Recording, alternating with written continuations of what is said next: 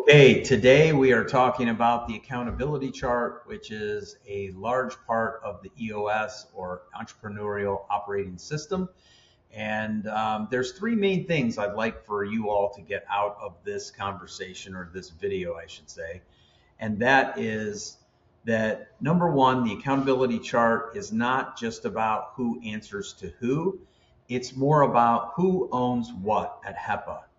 In addition to that, we created the accountability chart out of the business needs. Like, what does the business need to operate? Every business needs someone to work on sales or business development. Every business needs someone that works on accounting. So this business and this chart was populated with the accountabilities or the things that are required to run a business. And then we started putting names on the chart. So I want you to understand it's the structure of what the business needs, not necessarily what the people need. And that's not to discount what people need. It's to say, if we build this structure for the business, this business is more likely to succeed because it has all of its needs being served.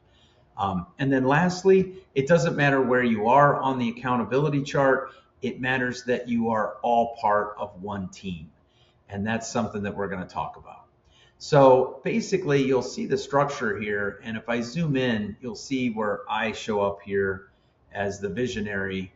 And what am I accountable for? What do I own? I own creativity, problem solving, 20 big ideas, big relationships, culture, company culture, and research and development. And then you'll see on here, every person's name appears on here, and it shows what they own or what they are accountable for. I mean, as a supervisor in the field, you can see here that you lead your crew to deliver the customer promise. That's the scope of work, while achieving zero accidents, zero NOVs, and daily production goals. Plan each day, communicate with your PM daily or more often, and solve problems before they become delays. Document and report your successes and challenges. Develop skilled, safe, and compliant workers through high-quality bilingual training for HEPA and TSI. And that's actually Jennifer's accountability. That's what she owns, and she owns it well. And so do all of you. And I would say, for the most part, what we have at HEPA is a lot of people owning their work. That's why we've been able to survive 22 years. In order to survive the next 22 years, this is what we're working on. This is what we're focused on. And that brings me back to being all part of one team. Probably the best lesson that I ever saw a team to be defined was actually in the Bible. In Corinthians, they talk about, can the eye say to the hand, I don't need you? Or can the head say to the feet, I don't need you? No, it's not true. It doesn't work that way. And we are one body, one team. We need the field desperately to deliver on the customer promise. You're the ones doing the work out in the field.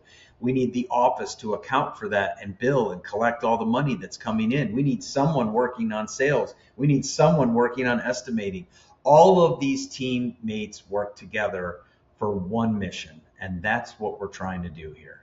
So find yourself on the accountability chart. I'll share this with you as a PDF. I'm going to hang it on the wall in the office. And if anybody has any questions, just send me a message. All right, thanks and have a good day.